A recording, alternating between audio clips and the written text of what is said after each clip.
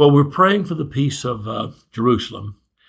In 1948, our Arab friends said that they're going to drive them into the sea that would allow no Jewish population in Jerusalem. But Israel won, and Jerusalem was divided. They won and they lost because they didn't get what they really wanted, and that was the old city.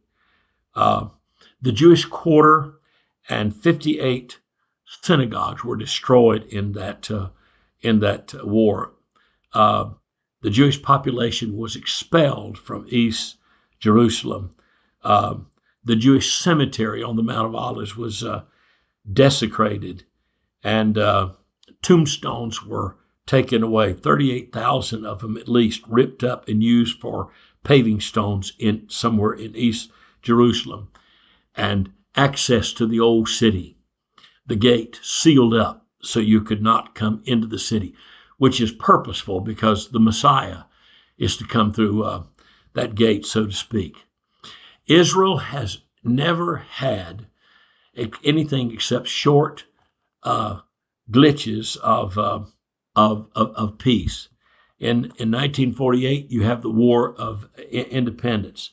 In the 50s and 60s, you have Palestinian insurgencies, Arab guerrillas from Syria and Egypt and Jordan upsetting peace in the land. In 1956, you have the dispute over the Suez Canal. In 1967, you have the miraculous Six-Day War.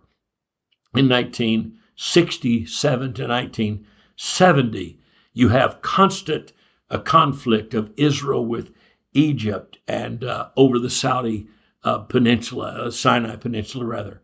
In 1973, you have the Yom Kippur War. That's 25 years after Israel's birth. It is a war that contests the existence of Israel. It is an attempt to begin again the War of Independence and fight that war all over again, as is the current war, which comes on the 75th anniversary year of Israel's existence. From 71 to 92, you have the Lebanese conflicts with the PLO, and then you have the Lebanese war. I think it's in 2000 or thereabouts.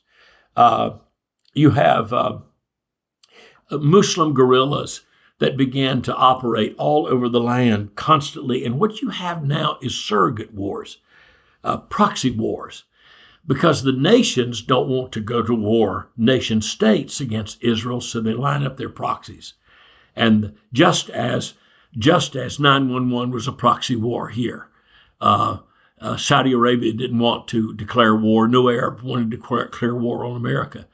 But they used 17 Muslims that blew up our twin towers. You can go on and on. You can just Google the wars against Israel, 2008, 2014, and then the current war.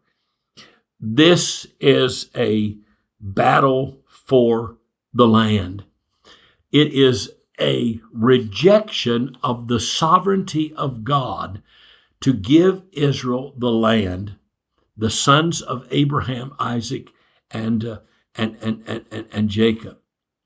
And it is a rock of offense to the nations who must line up on one side or the other. This is more than just a skirmish between Hamas and Hezbollah and Israel.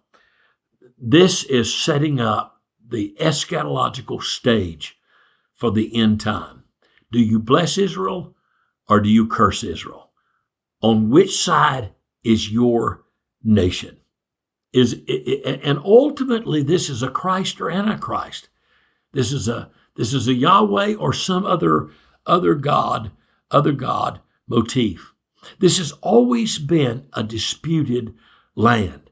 And whenever America has touched this land and argued that Israel should give up slices of it, we've had our own issues. We've had our own problems. Because I will bless those who bless you, and I will treat lightly and with disdain those who do not regard you. We've been talking about Israel, but we've been trying to see the bigger picture of what might be playing out here. This is Doug Small, the thought for the day. The number is 518-318-7117. 518-318-7117. No code. And every Saturday night, sometimes hundreds, and all the time dozens, join together to pray for spiritual awakening in this nation. It's not a prayer request line nearly as much as it is a group of people who care about the direction of the nation. 8:30, they pick a state. Sometimes they'll hear from a leader in that state, conditions in that state. And then at 9 o'clock, everyone is welcome to pray a prayer in agreement for spiritual awakening in America. 518-318-7117. Every Saturday night, Eastern Standard Time, 8:30 and then 9. Join me.